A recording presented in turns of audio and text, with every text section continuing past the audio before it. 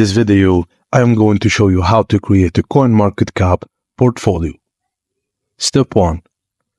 Start by adding a buy transaction if you purchased crypto. Enter details such as quantity, price, per coin, date, fees, and notes.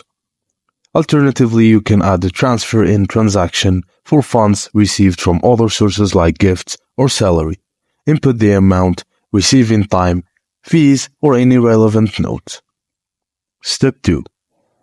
Once transactions are added, navigate to the main portfolio page, and you will see your current balance, charts, and summary. Step 3. Click on a specific asset to see transaction details. Details include balance based on current price, 24 hours percent change, total profit, loss, and list of transactions. Modify transaction details or remove unwanted transactions as needed. And that's it, guys, how you create and manage a CoinMarketCap portfolio. Thank you for watching, and please don't forget to like and subscribe for more.